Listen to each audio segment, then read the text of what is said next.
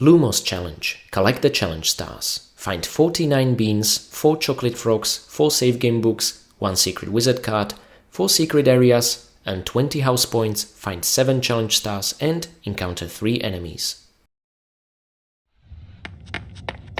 You may begin the Lumos challenge to practice the spell.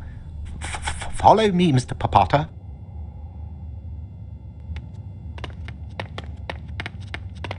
Hold down the mouse button to aim the spell. To cast Lumos, let go of the button. You may practice on that gargoyle.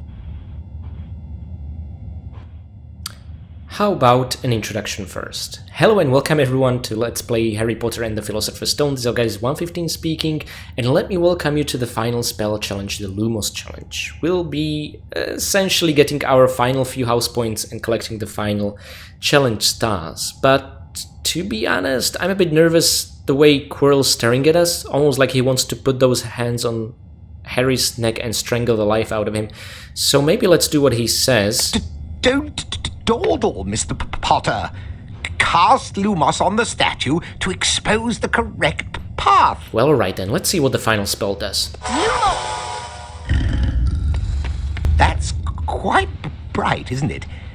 Now you can cross the chasm and collect your challenge stars. I'll meet you at the end.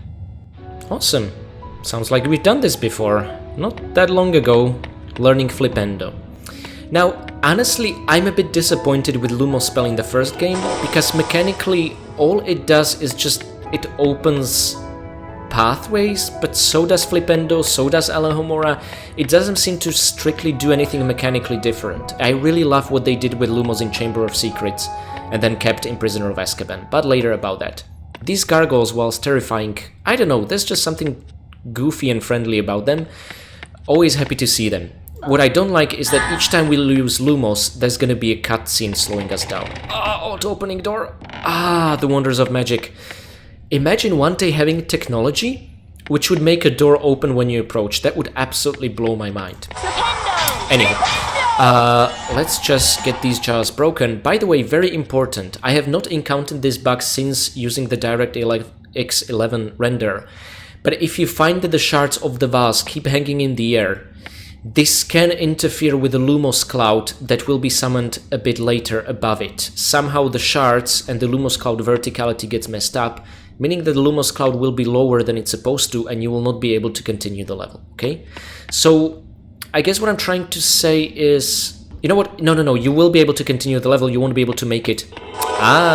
into a secret. So what I'm trying to say is, if you're running an unmodded version of the game on a newer OS like Windows 10 or 11, make sure to grab the secret first with Lumos Cloud, and then come back down and break these 2 vases if you want, okay? Just as a warning. I had to use debugging mode at the time to make it through this bug, which was a nightmare. I had to use console to make Harry Potter literally fly. So, a bit of a warning, but hopefully if you'll be running the game with these mods, completely obsolete. Now let's open the left pathway first.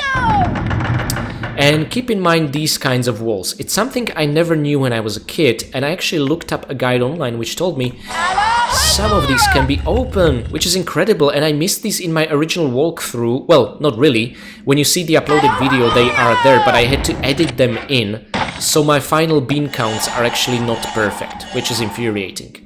So, part of me is really trying to make up for that mistake via this playthrough.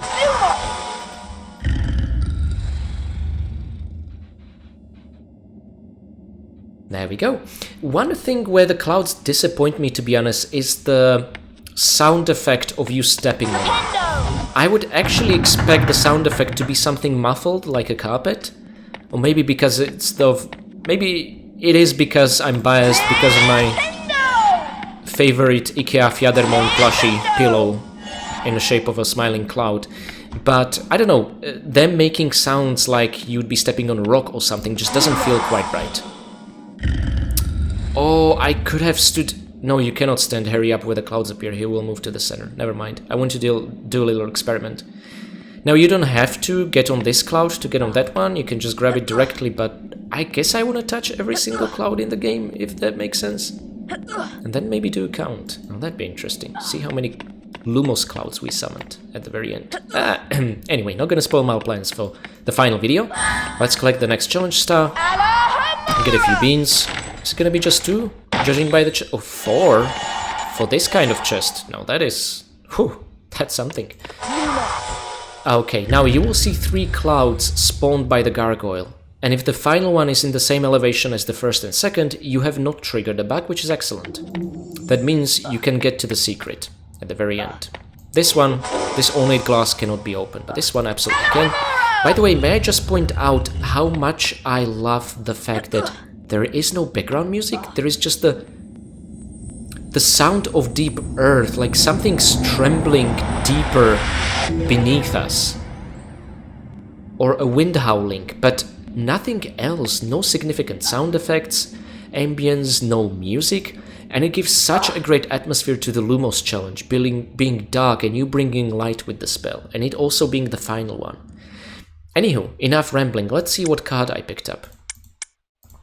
Cassandra Wablatsky, right? Yes. 1894 to 1997, celebrated Syrian author of Unfogging the Future. Okay, so she died recently in 1997, so this game is definitely taking place either in 97 or later. Which makes Newt Scamander a very old person indeed. Wow, okay, Newt. Oh, by the way, this is a tapestry. Haha. See, it's not just a wall texture. I never knew this. And just a little hint of music when you make progress, and then it's back to silence. Okay, now there's gonna be another candle wall like this opening up there. Ah, you could see the Allahomora outline almost, but first we need to get up there, and we're gonna do that by using Wingardium Leviosa, which honestly feels like a very underutilized spell in this game, just kind of mostly abandoned after the spell challenge. Now, can we make it to this cloud elevator before it goes up again? That'd be wonderful. And this is what I mean by the cutscenes kind of getting on my nerves. Each time we use a Lumos statue, there is a cutscene showing you what happens. I think there's a single instance of a Lumos statue not showing you via cutscene what happened, which feels great, but then all the others do. Onto the secret we go, and this is a really cool secret. Not only does it give us a challenge star, so kinda something meaningful, but it gets us a sneak preview of the next area, an arena-shaped one. Oh, I bet you know what that means. That's level design basics 101 kind of stuff. Okay, we need to summon another cloud over there via a Lumos statue over there. But first, we need to get across this. Now, there is a protruding painting next to us, but it doesn't really open, unfortunately. I tried casting at every single remarkable object in the game when taking my notes, just to ensure I'm not gonna miss anything.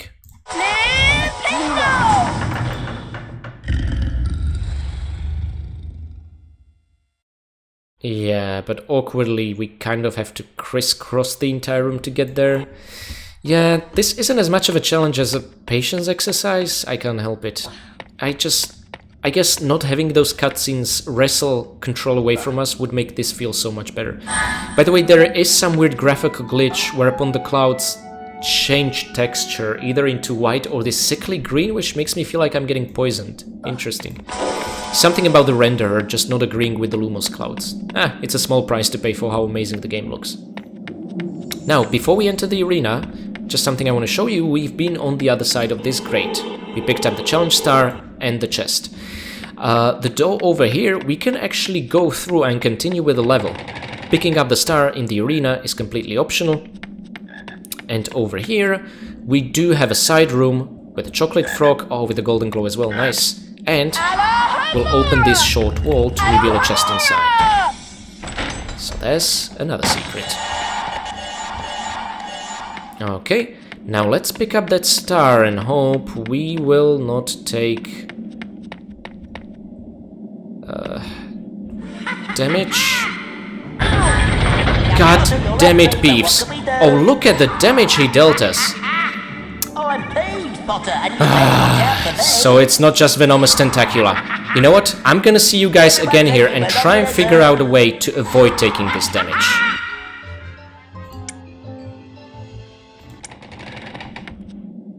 Here we go.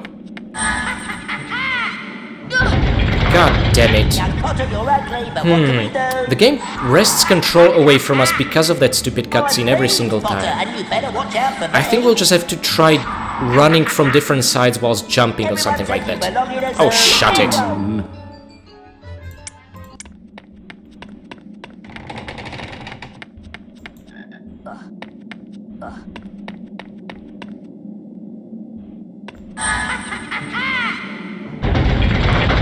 Well, diagonally did the trick. Okay.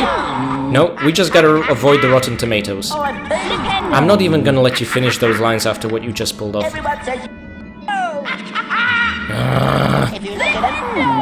Enough. T-pose away. Go on. Thank you. Wait, he's still around the... Wait a sec. Okay, I think he's gone. Well, that was frustrating. Okay, on we go through the door we opened before, and let's cast Lumos on this funny-looking gargoyle. Oh no, and because of the cutscene, we're gonna miss that. I could have saved a bit later just in case we'll fall and have to repeat. Whatever, doesn't matter. We're not gonna fall, and we're not gonna repeat. Watch out for a doxy! I don't trust to flipendo them only once, okay? The fire seed caves got me a bit nervous. All these cutscenes. I feel like 33% of the level is just watching these Lumos cutscenes, which is not fun. Come on, trust the kids. They'd figure this out. Us adults, maybe not so much. Now, we can absolutely use this cloud elevator to go up. Oh, there's a familiar looking friend there. But we need to extend this bridge, and the mechanism to do that is actually in a very cool area. Oh. He just ping-ponged from Harry's head. That's funny. Yeah, lots of goodies over here. And if I remember correctly, there's gonna be one particularly lost Slytherin student there. I guess the kids that don't make it through these challenges just get left and abandoned. Probably the reasoning is that they don't have the correct wizard pedigree to survive in this world. Something brutal like that. Okay, these jumps are absolutely nasty. My least favorite ones in the game. Difficult to see where you are. Hello there. I think I'm lost. Yeah, I can see that. Need help? Please stop that. Okay, never mind. Do I know you? He's not just lost, he's confused. Anyway, ornate chest, you know what that means. 8 beans, here we go. Oh, this is great. They make also such a way more satisfying sound effect than those in Chamber of Secrets or Prisoner of Azkaban.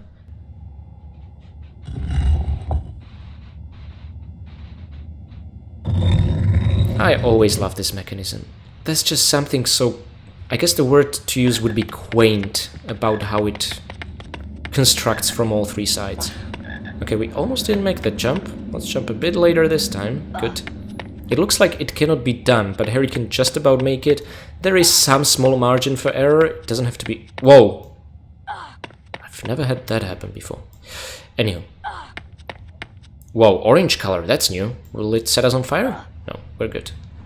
It just keeps changing lights all the time. Interesting. Oh, Nick, wait for me. Hello again, Harry. Hello. Clever lad! You found my secret napping place. Shh! Do ghosts sleep? I'm confused about the rules of this world, but let's not overthink it. Anyway, Nick, fancy meeting you there. It cheered me up in this scary level. We're actually gonna encounter Nick one more time. I did promise you 3 times overall in this game, right? And that one more time is gonna be significant because he's gonna be actually turn out to be really helpful, which is neat, in perhaps the most terrifying situation in the entire game, so I imprinted on him in that moment like a baby duckling. Okay. We have final 2 jumps to overcome, but first, couple of goodies on the side. You probably heard a frog on the left, well, on the right there's a disappointing chest. And we need all the disappointing chests we can carry. Okay, frog, I haven't forgot about you. It's strange to put the frog here when this is essentially the end of the challenge and the only obstacle involves jumping over an abyss that doesn't deal damage, it just kills you instantly. So the frog is really for what comes after, but yeah, I guess that makes kind of sense, huh? It's still delicious, we're still gonna eat it, I'm not gonna complain. Just sometimes pondering the level design.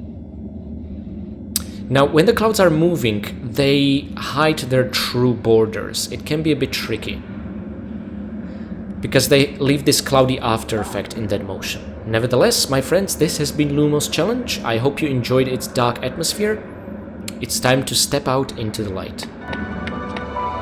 You collected all the challenge stars. 20 points for Gryffindor. Now, off to your potions lesson.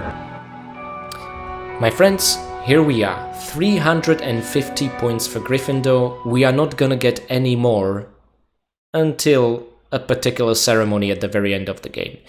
We have 410 beans, 17 out of 25 wizard cards, 350 points. Slytherin are in the lead by 8 measly points. Well, let's see how long that will last.